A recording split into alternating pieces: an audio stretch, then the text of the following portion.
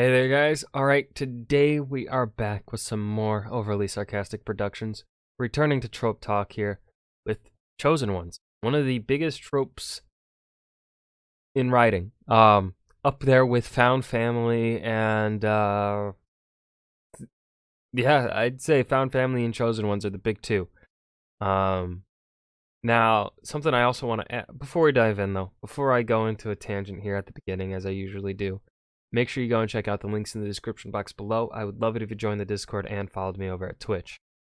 Alright, so this actually ties into what I want to talk about here, in relation to something that was somewhat talked about a little bit in the comment section of the Fallen Empires trope. And that is fantasy's obsession with monarchies, right? And it's a good discussion to have, right?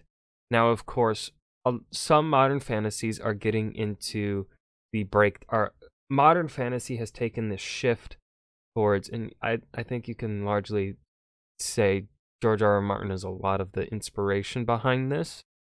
The shift from the Tolkien-esque monarchy to a more reasonable depiction of what monarchies are realistically like, in which, yeah, you may have a good king, but his son's not guaranteed to be a good person. His heir is not guaranteed to be a good ruler. So now it's become, a lot of modern fantasy has started taking into more of a trying to push forward and not just leave it a blanks like a Tolkien-esque monarchy where, yeah, the rightful person's the right king. You know, he's a good guy. That means the kingdom is well and good and stuff like that. Although, actually, if we look at the Unfinished Tales from Tolkien and we look at Numenor, we see that Numenor has a combo. Like, Tolkien does have parts in his history where, like, yeah, good person does mean good king, but a good person does not always have the best heir and stuff, right? We see that in Numenor. That's a separate discussion. That's something else. And one of the reasons, I think the biggest reason for me, what I think might be the biggest reason why fantasy has this obsession, there are two main reasons why I think this obsession, and it does play a part in the Chosen One, because Aragorn's the Chosen One. He's the rightful king of Gondor and stuff like that. And the reason I think it's so popular is, one, I think simplicity's sake. It is a whole lot easier to write a monarchy than it is to write a democracy. Even in a fantasy world where you have magic and maybe you have means of creating a viable democracy in your world.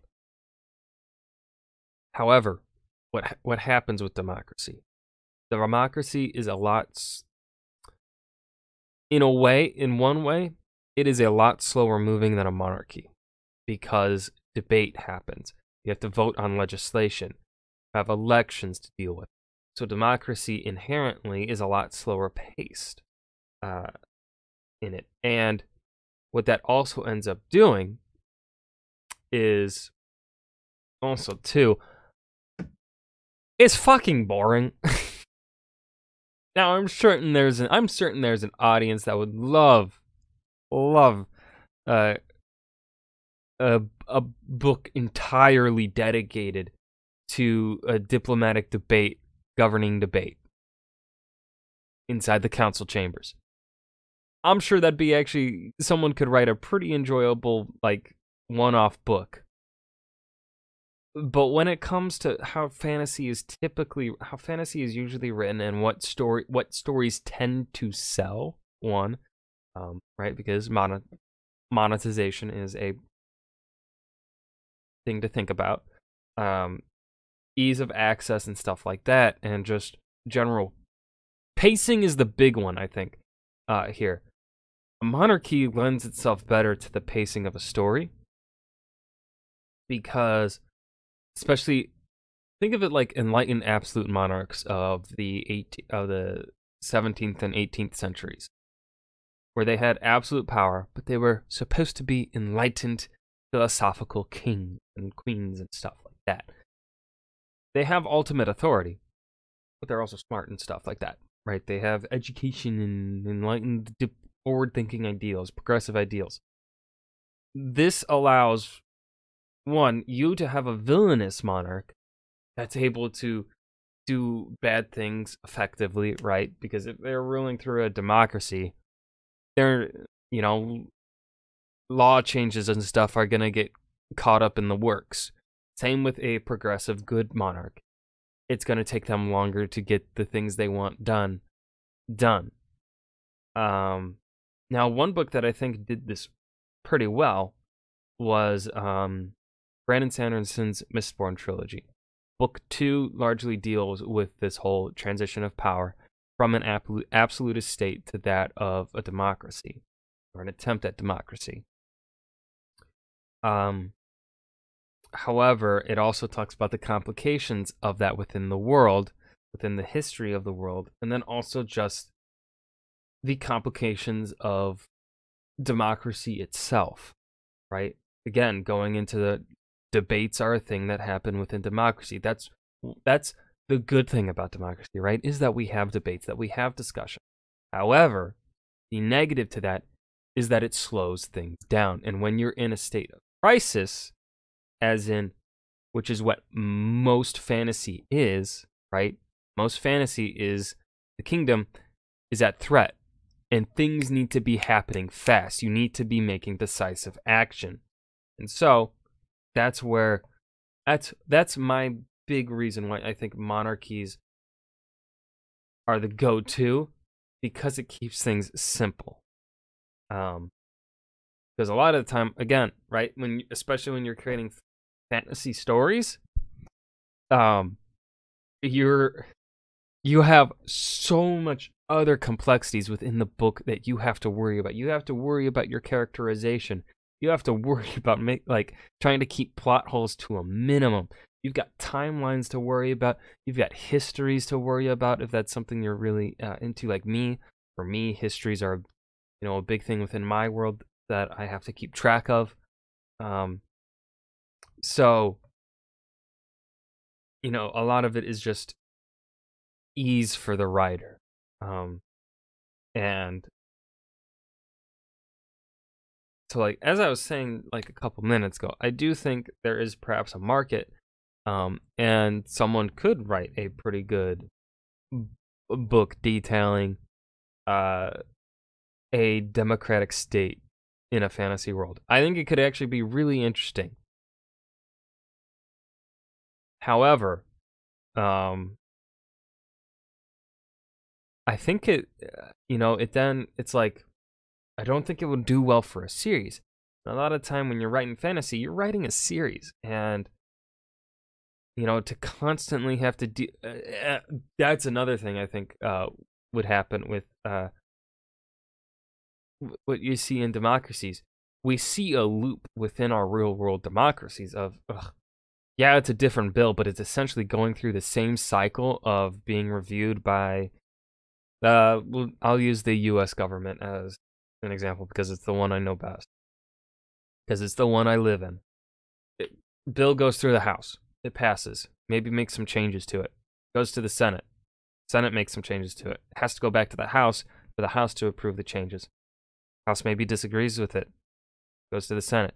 It may end up getting locked in that, or it just gets completely shut down and it doesn't go anywhere. Or it never gets put to the floor because the person in charge of the House may put that bill at the bottom of the list of to-do things to discuss or whatever. I'm remembering how government works here. And so a lot, right? So in the democratic institution, when it comes to writing an intriguing story, it's a system that essentially goes into the same circular motion day in and day out. And that does not make an intriguing story. Because while it may be technically different debates happening and different bills being discussed, the cycle is essentially the same, right? It's gonna be, all right, we're gonna be talking to the characters that make up the house. All right, it got through them. Now we're gonna be going to talk to the senators. You know, it's a bit too cyclical. Cyclical. And then the other reason, which I touched on a little bit, is in regards to the Chosen One, in that you don't, as the reader, while you want your Chosen One to succeed and get things done, realistically, a Chosen One would not, be able to change the democratic process much, make too much of an effect on it. So again, we fall into that pitfall of it being cyclical, and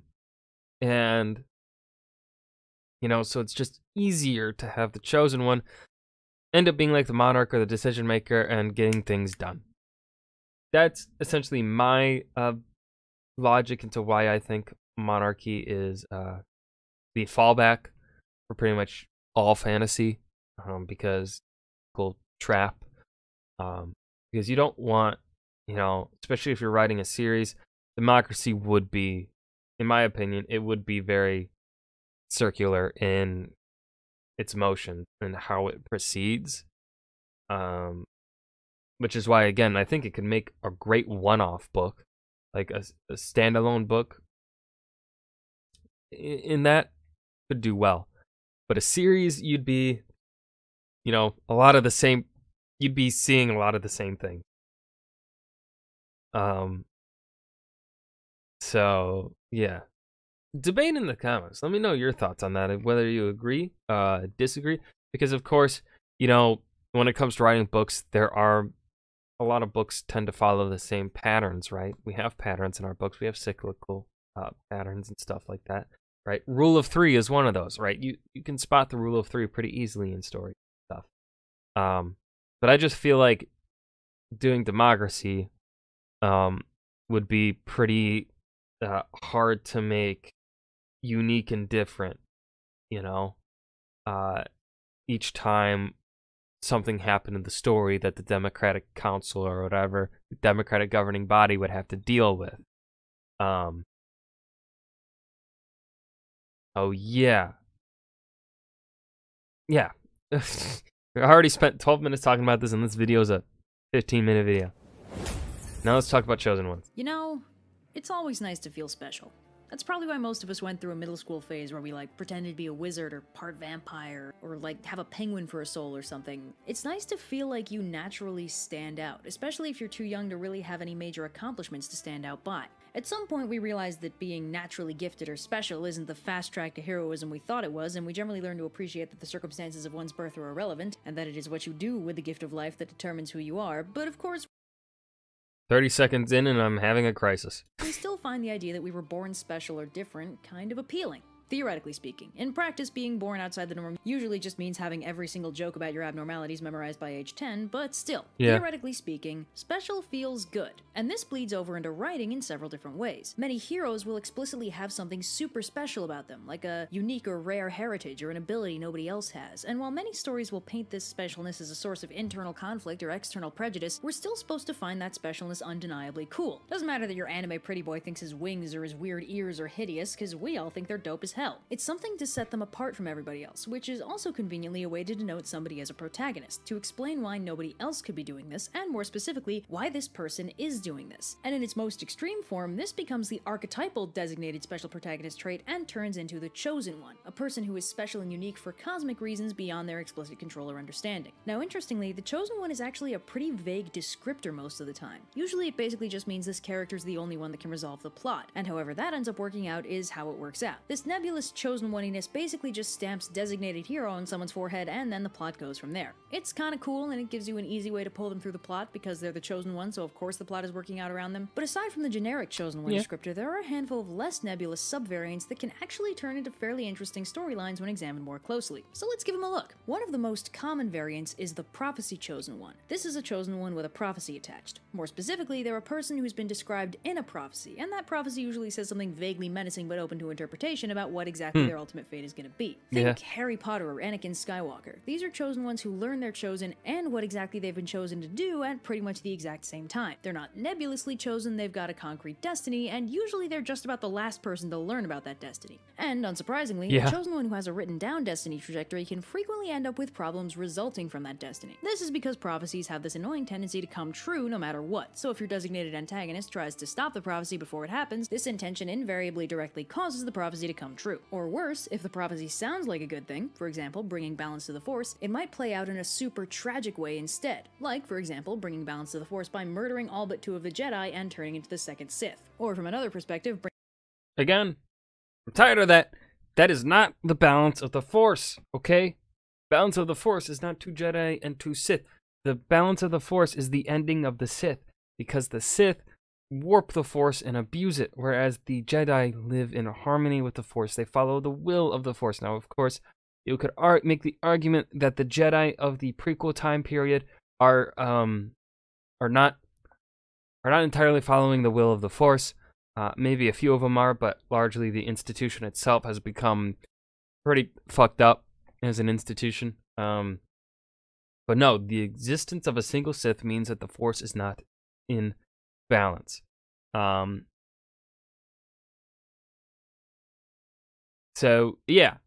It's also partially why I dislike the sequel trilogy. It's because the moment they brought Palpatine back, they completely ruined the sacrifice here, because the moment it's revealed that Palpatine was behind Snoke and stuff like that, which led to Luke's death, it means that Vader ultimately didn't save his son's life, which is the only reason why Vader's doing this, to save Luke's life.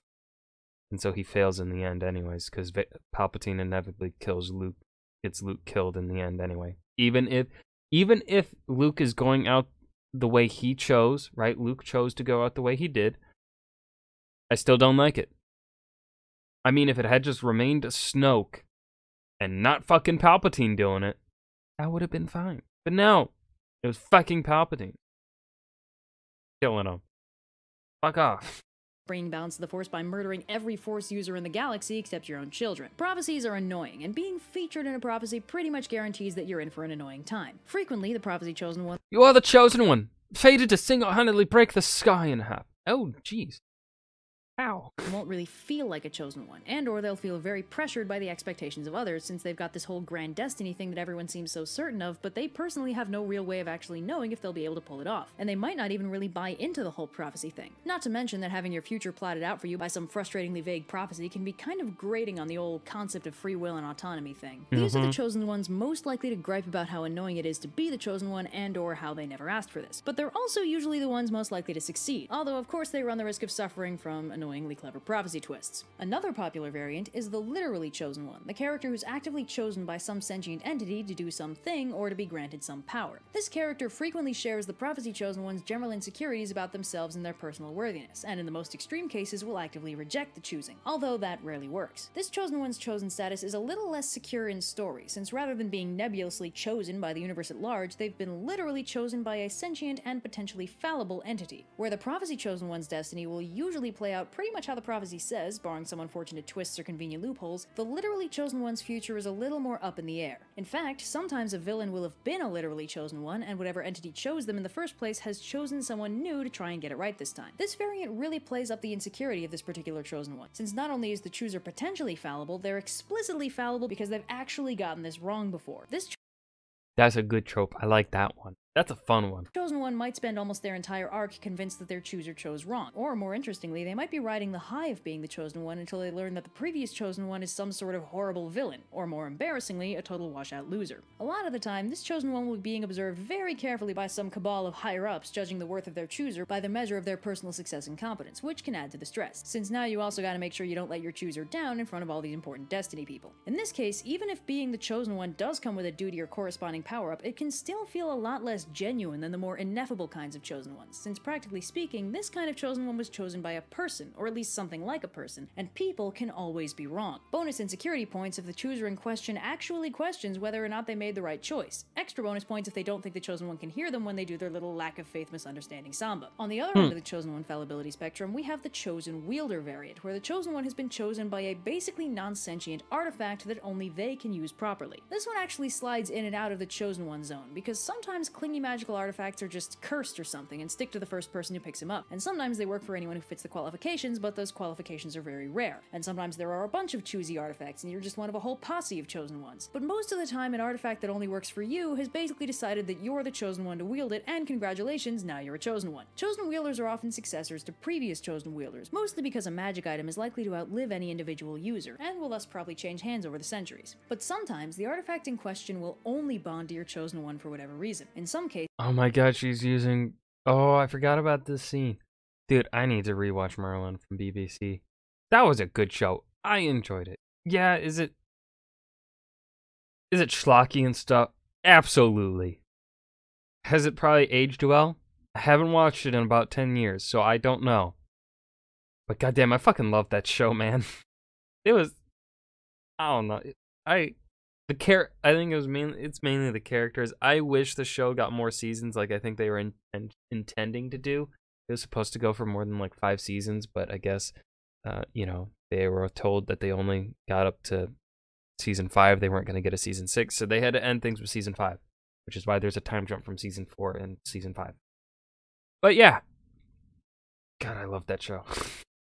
the artifact was actually made for them and no one else can use it as a result. Whatever the artifact's internal logic is, for the purposes of your story, the chosen wielder is a chosen one. Also, the choosy artifact doesn't actually need to be like a physical thing. Sometimes it's a nebulous power-up or something similarly non-physical. Basically, the chosen wielder just has to be chosen by some rad ability or tool that's not really sentient but definitely has standards that define who gets chosen. Also, sometimes an artifact with a chosen wielder will be kind of usable by not chosen wielders, but will have extra abilities that only work for the chosen wielder, and sometimes that's how you find out they're a chosen wielder in the first place. Conveniently, this brand of chosen one ends up for the most part avoiding the chosen one pitfall of having a destiny that's too big for you, since even if the choosy artifact comes with a destiny attached, which it frequently doesn't, it'll usually also give you the ability to fulfill that destiny without too much arguing with the choosy artifact, and they almost never actually make mistakes, although sometimes they'll make choices that don't really make sense until later, and sometimes they'll choose villains that fit their qualifications because artifacts are usually pretty amoral. There's a slight variant that's kind of a combination of the chosen wielder and prophecy chosen one varieties that also shows up fairly frequently. The chosen incarnation. These are chosen ones who are born to embody some sort of cosmic whatever, and usually get both some fancy powers and an important world-saving job. This is strongly influenced by the Dashavataras of Vishnu, the Hindu god of preserving the world, who would incarnate in a Dashavatara mortal form to fix the world when something threatened to throw it out of whack. It's also got shades of the Dalai Lama. Basically, these chosen incarnations are born chosen, and will usually have some kind of cosmic duty they have to fulfill. Most of the time, they'll also have some kind of nifty chosen one powers to make their job easier and help them be identified as a chosen incarnation. Following the Vishnu model, chosen incarnations will frequently be born only when their particular cosmic duty needs doing, or following the Dalai Lama model, they might incarnate regularly and have some sort of catch-all world-managing job to do. A chosen incarnation also usually has just about the worst kind of chosen one stress, because not only do they have a job they explicitly have to do, but they also have a seriously high bar to live up to, set by all of their previous incarnations. And for possibly the most classic chosen one variety, we have the one true king, a chosen one with a very specific chosenness. He's the true king. Now, because this is such a historically prevalent trope, as a historical trope used to glorify kings, this one's kinda... yeah. It's also almost completely inconsistent, because sometimes the one true king means the rightful heir, and sometimes the one true king means my king, who's conquering your kingdom and taking your throne, but it's cool because it's divinely mandated or manifest destiny or whatever. Basically, the one true king can either be the actual rightful heir, or he can be some rando who's meant to be the king by some metric. The rightful heir version is more common in modern media, but sometimes you get something like a rightful king who would have been the rightful heir if the family hadn't been usurped 4 generations ago, or they're descended from a long line of divine kings that haven't technically held the throne in a few thousand years, or whatever. As long as you can finagle a claim to the throne, whether by genetics or divine right or whatever, you can call him a one true king. This kind of chosen one doesn't inherently come with a destiny or much in the way of stakes, but sometimes your one true king either wants to or has to reclaim their throne for whatever reason. For example, if their universe works by Fisher King rules and the kingdom is falling apart just by virtue of not having its rightful ruler, it might be necessary for them to reclaim the throne. Whatever the case, this chosen one is generally fairly low stakes compared to the prophecy chosen one or the literally chosen one. However, sometimes it comes bundled with the chosen chosen wielder variant, since true kings being chosen by magic swords is something of a staple in modern literature. Also, more recent fantasy works will sometimes give your chosen lineage of kings some kind of nifty magical power that only manifests in the kings. That's kind of a variant of the chosen wielder. Anyway, now the thing about writing, like the healing hands of Aragorn in the halls of healing, fountains of healing, garden of healing. I don't know. There's something in, it's overlooked in the movies. They didn't have time for it. But Aragorn has like healing hands and stuff like that. A chosen one is that for the most part, they're going to end up defining the general trajectory for the plot. A prophecy chosen one has a prophecy defining major events in their personal story, where a literally chosen one or a chosen wielder frequently has a job they were chosen to do. And the one true king comes preloaded with a happy ending endgame when they claim their throne. A chosen one is basically going to direct the story as a whole, almost by their nature. This means your chosen one is pretty much always going to be the central protagonist, or in rare cases, they'll be the villain. Fighting a chosen one is a living nightmare because they usually have destiny on their side, but there are ways to take them down without subverting their chosenness. For instance, if they're a prophecy chosen one, prophecies are dangerous since they can come true in unexpectedly nasty ways. If your chosen one bad guy has a prophecy of the format, no man of woman born can kill Macbeth, I'm pretty sure you can think of a couple loopholes you can exploit in that situation. Pretty much if your heroes can find a way to fulfill that prophecy that also knocks the chosen villain off their pedestal, they're pretty much good to go. And if they're an artifact empowered chosen wielder, one or more of your heroes could fulfill the worthiness qualifications to wield the artifact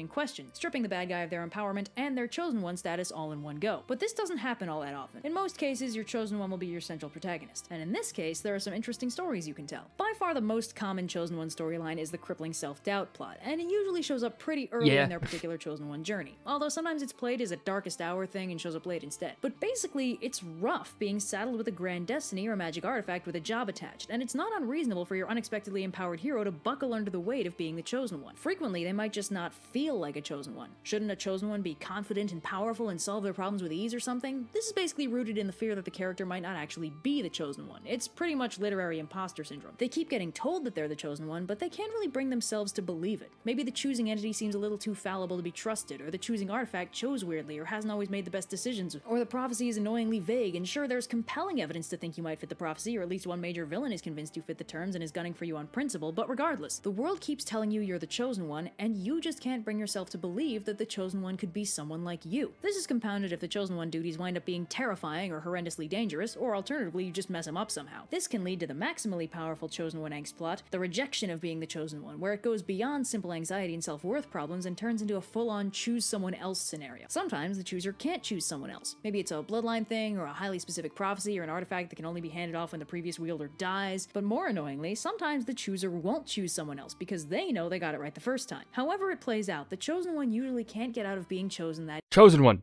Nah. Yee. Okay, I guess. Easily, and has to power through the initial angst phase into actually accepting their role as the chosen one and all that that entails. Although it's worth noting that the Disney movie Moana did an excellent job of subverting this by having the ocean actually agree to unchoose Moana in her darkest hour and subsequently having her independently choose to take up the burden again, making her the extremely rare self-chosen one. Of course, the major overarching chosen one storyline is fairly self-explanatory. It's whatever they were chosen for. Avatar Aang is a chosen incarnation whose job it is to restore balance to the world, and his story is his journey to being able to accomplish that. Troll Hunter's Jim Lake is the chosen wielder of the Amulet of Merlin, making it his duty to protect the good trolls from the bad trolls. And surprise, the plot is Jim Lake fighting off a whole mess of bad trolls and bad troll minions. Harry Potter is a prophecy chosen one whose destiny is to vanquish Voldemort, and over the course of 7 books, that's what he does. Because a chosen one comes with a pre-mapped plot trajectory, some aspects of the overarching storyline will be that associated plot. But it doesn't have to be the whole plot. Taking Harry Potter as an example again, while Harry is the chosen one and it's prophecy that he'll defeat Voldemort, this basically just means that Voldemort spends all his time targeting him in an attempt to kill him off before the prophecy can come true. Each book has its own plot that's usually based on the premise that Voldemort did something bad, but most of the time Voldemort is a subplot. In the Goblet of Fire, the main plot is the Triwizard Tournament, and the sneaky subplot is that the whole thing is gearing up to Voldemort's revival. The major plot in Prisoner of Azkaban is that most definitely evil escaped convicts. I don't know shit about Harry Potter, except it's got problems in it. Sirius Black is gunning for Harry, and so are a whole bunch of government-funded soul-consuming windsocks. In most of the books, the majority of the plot is basically school drama, and all the sinister stuff happening behind the scenes is treated like a subplot. Harry being the chosen one hardly ever actually comes up. This is actually a fairly common way to play this. When your hero is a chosen one but still has a life, one of the easiest stories to write is a dissection of how exactly being the chosen one messes up their life. Troll Hunters plays this fairly straight. Jim Lake is the troll hunter, but he's also a student with a struggling single mom, and he's trying to get this theater girl to like like him and also avoid getting beat up by this one bully. Most of the early episodes focus on Jim constantly ruining his chances with the designated love interest because his chosen one duties and all their associated baggage keep interfering. It only gets worse when parts of his normal life start getting dragged into his chosen one life. His love interest's baby brother is kidnapped and replaced with a changeling. His charming homeroom teacher with a crush on his mom turns out to be a shape-shifting troll. His love interest is attacked by goblins and his mom ends up nearly dying for complicated troll reasons. Being the chosen one isn't easy, and it doesn't leave much room for a personal life. When your chosen one tries to maintain one anyway, you wind up with easy conflict and potentially easy tragedy if you take it far enough. A recurring theme in what we discussed so far is that it kinda sucks to be the chosen one. Most of the time, this is due to one simple fact. Having responsibilities is annoying, and almost every chosen one ends up with some kind of responsibility as a result of their chosenness. A combination of ill-preparedness, sky-high expectations, and potentially dire consequences in the event of failure means this particular responsibility is going to be at the very least annoying to have to deal with. Another factor that makes being the chosen one annoying is that it'll almost certainly color the way other people see and interact with you. Protagonists might be disappointed that you don't fit their chosen one preconceptions, or jealous of the attention you receive for being the chosen one, or just have annoyingly high expectations for God, I need to rewatch Kung Fu Panda. your abilities, while antagonists will be constantly gunning for you for reasons totally beyond your control. Actually, this metaphor has kind of come full circle. Being the chosen one really kind of is like being actually different or special in real life. It has its perks, it has its drawbacks, it pretty much adds a preconception to the way everyone perceives you, and it can sometimes be more trouble than it's worth. But fundamentally, it's not something you can or really should change about yourself. So, yeah. Alright, and that was Trope Talk Chosen Ones. I don't really have, like, I enjoy this trope when it is, like, I enjoyed the twist on the Chosen One trope within Percy Jackson. And I enjoy, you know, I love Luke Skywalker and Anakin Skywalker. I'd consider them dual Chosen Ones. Are there really any other? I mean, of course, I love Aragorn. He's a Chosen One as well. But aside from that, I don't really write Chosen Ones. You know, that I can think of. I mean, it's fun to play with the conception that, oh, maybe getting the reader to think that this character is a chosen one, and then, well, they're not really a chosen one or whatever. Like, they don't exist in the world or something like that. I don't know. It's not something that I think I actively write, so I don't think on it much compared to other tropes. But oh man, I'm tired. Anyways, yeah, that was Trope Talk Chosen Ones by OSP. I hope you guys enjoyed. Remember to hit that like button and subscribe for more, and I will see you guys in the next video. Peace.